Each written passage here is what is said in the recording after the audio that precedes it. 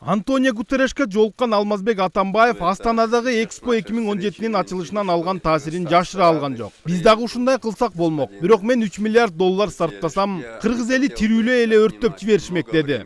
Когда был в Астане, я, конечно, очень порадовался, какой прекрасный город построил президент Казахстана. Порадовался, что страна может вложить 3 миллиарда долларов на выставочный комплекс. Но я еще и позавидовал тому, какое отношение в обществе к этому. Потому что уже год после игр кочевников поливают 30 миллионов долларов, ушло туда-сюда. Көчмөндөр оюнуна Стивен Сигалдан башка эч ким келген жок. Ал эми Экспо 2017-нин ачылышына 17 мамлекет башчысы келиптир. Экспо 2017-ге 3 миллиард доллар эмес, 1,27 миллиард доллар сарпталгандыгын НК Астана Экспо 2017-нин башчысы Ахметжана Эсимова айтып жатат. Алмазбек Атамбаевдин такталбаган маалымат тараткандыгы кайра эле кыргыз-казак мамилесине терс таасирин тийгизиши мүмкүн дейт Эдил Байсалов. Вы знаете, у нас нет нефти, у нас нет газа.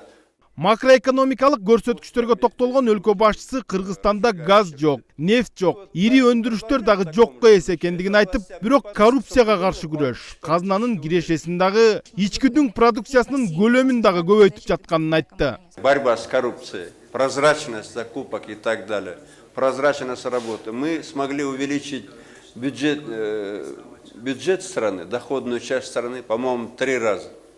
3 раза. И у нас при этом не было построено новых громадных предприятий каких-то.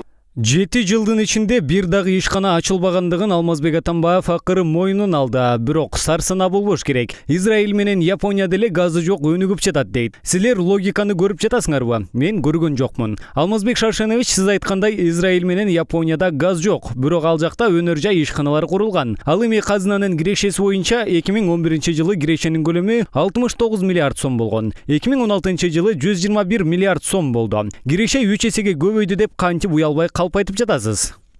Антонио Гутерреш жер планетасындагы үлкөн саясий фигура. Анын Кыргызстанга келиши чоң геосаясий окуя. Ошондуктан Бириккен Улуттар уюмунун башкы катчысы менен Кыргызстандын президентинин жолугушуусунда глобалдык маселелер көтөрүлүш керек эле. Бирок Алмазбек Атамбаев адаттагыдай эле өлкөнүн ички быкы чыкыларына кирип, айрым саясатчы менен журналисттерди бокко теңеп жиберди.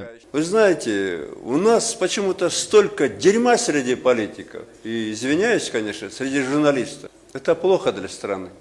2010 жылдагы видеону көрсөм, чачым капкара солкулдаган жигит экенмин. 7 жылдын ичинде сасык саясатчылар менен журналисттер нервимди дагы, канымды дагы ичип атып, чачым куп-куу болуп кетти, деди Алмазбек Атамбаев. В 2010 году посмотрел на себя, какой я там черноволосый, такой молодой. За 7 лет столько нервов и крови выпили не проблемы перед страной, а вот это дерьмо, которое есть в стране среди политиков и среди людей, которые себя считают журналистами. Президент менен соттошуп миллиондогон сом айыпка жыгылып, үй жайын камакка алдырган журналист Нарынайып Алмазбек Атамбаевдин нервин козгоп, чачын агартканды максат кылбагандыгын айтат. Максат биздики, биз журналист болуп иштеп атканда бирөөнүн чачын агартуу эмес.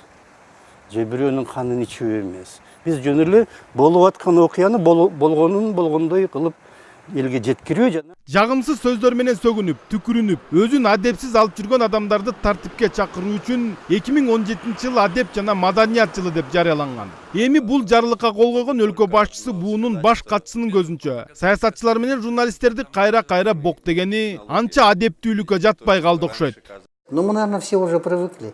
Уже притча во языцах, его высказывания во время торжественных мероприятий. Историческая речь 31 августа прошлого года, 9 мая.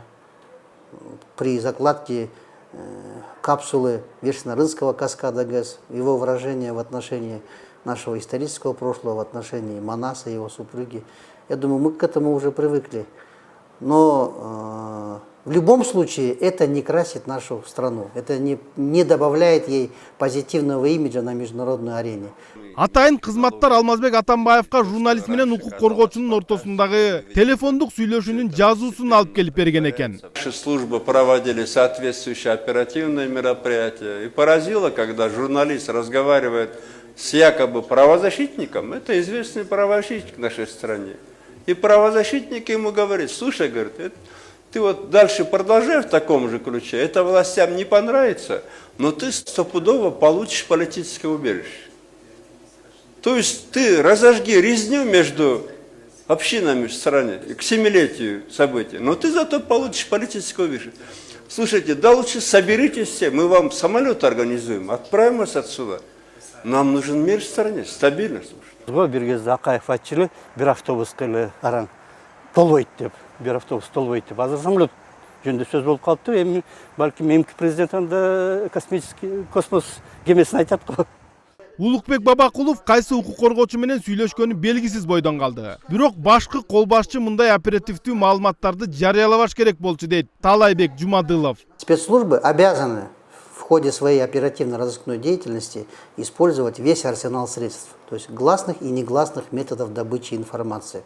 Это их прямая функциональная обязанность, они на это наточены.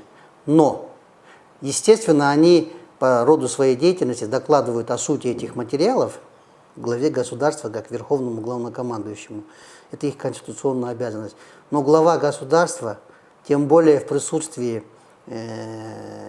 одного из главных человеков планеты, генсека ООН, не мог использовать, во-первых, такие, скажем так, неприличные слова, и тем более материалы оперативно-розыскной деятельности. Алмазбек Атамбаевдин мындай сөздөрүнө кыргыз эли көнүп бүткүдөй деле болдук. Бирок Антонио Гутеррешка дерьмо деген сөздү кандай которуп берди? Аны ал кандай кабыл алды белгисиз бойдон калды. Котормочусу кулагына шыбырап жатканда баш ийкеп гана туруп турду. Болот Абдыжапаров, Ринат Элеманов, Сентябрь.